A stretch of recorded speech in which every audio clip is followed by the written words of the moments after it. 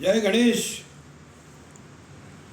काँग्रेसचे अध्यक्ष हर्षवर्धन सपकाळ यांनी शिवाजी महाराजांची आणि टिपू सुलतानची तुलना केलेली आहे. काँग्रेसचे लोक भाग्यवान आहेत की त्यांना असा अकलेचे तारे तोडणारा अध्यक्ष लाभला. शिवाजी महाराजांचा इतिहास आणि टिपू सुलतानचा इतिहास जर याचा नीट अभ्यास केला तुमच्या लक्षात येईल किंवा उंबरखिंडीची लढाई झाली पण शिवाजी महाराजांनी 20,000 मोगल सैनिकांना जीवदान दिलेलं होतं आणि याच्या उलट टिपू सुलताननी लाखो हिंदूंची कत्तल केली. ऐन दिवाळीमध्ये लक्ष्मीपूजनाच्या दिवशी अयंगार परिवाराचा निर्वंश केला. असा हा क्रूर कर्मा टिपू सुलतान हिंदू द्वेष्टा त्याची बरोबरी छत्रपती शिवाजी महाराजांशी करणं म्हणजे महाराष्ट्रातला मूर्खातला मूर्खसुद्धा असं करू शकणार नाही. म्हणून समस्त हिंदू आघाडीच्या वतीने हर्षवर्धन सपकाळला मूर्ख शिरोमणी ही पदवी आम्ही बहाल करत आहोत. आणि काँग्रेसचं जे कल्चर आहे ते या निमित्ताने आपल्या सगळ्यांच्या समोर आलेलं आहे. मुसलमानांची लांगुल चालन करणं याच्या व्यतिरिक्त काँग्रेसकडं कुठलाही दुसरा धंदा नाही आहे.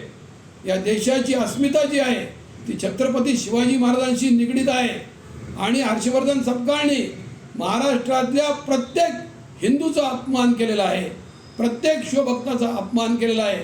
त्याला जोड्याने मारायचं म्हणजे जोड्याचा सुद्धा अपमान होईल. इतकी वाईट परिस्थिती हर्षवर्धन सपकाळची आहे असं आम्हाला या ठिकाणी सांगावं असं वाटतं. आणि यांचा निषेध काय करायचा. हर्षवर्धन सपकाळ आजपासून पुणे शहर बंद हा निर्णय आम्ही समस्त हिंदू आघाडीच्या वतीने जाहीर करत आहोत. तो कुठं दिसला तर त्याला पुढे एक पाऊल पण टाकता येणार नाही एवढा निर्धार आज पुण्यातल्या सगळ्या हिंदू युवकांनी केलेला आहे हे लक्षात घ्या. आणि छत्रपती शिवाजी महाराज ही अशी विभूती आहे की आकाशात जोपर्यंत चंद्र आणि सूर्य आहेत तोपर्यंत छत्रपती शिवाजी महाराजांची कीर्ती अबाधित राहील. आणि आजपर्यंत किती महापुरुष या संपूर्ण जगतामध्ये झाले असले गेल्या 500 वर्षात तरी छत्रपती शिवाजी महाराजांसारखा एकही महापुरुष नाही. हे माझं सर्टिफिकेट नाही आहे, हे स्वामी विवेकानंदांचं सर्टिफिकेट आहे. म्हणून छत्रपती शिवाजी महाराजांची तुलना करण्याचं साहस करणाऱ्या हर्षवर्धन सपकाळला आणि त्याला त्या खुर्चीवर बसवणाऱ्या राहुल गांधीला आम्ही या ठिकाणी सांगू इच्छितो की गाढवांनो तुम्हाला भारतात जन्म मिळालेला आहे हे तुम्ही भाग्य समजा. आणि गंगेमध्ये 100 वेळा आंघोळ केली तरी तुमचं पाप धुतलं जाणार नाही हे लक्षात ठेवा. तुम्ही म्हणा रोज शिवाजी महाराजांच्या नावाने 108 वेळा जप करा तर तुमचं काहीतरी कल्याण होईल. जय श्रीराम.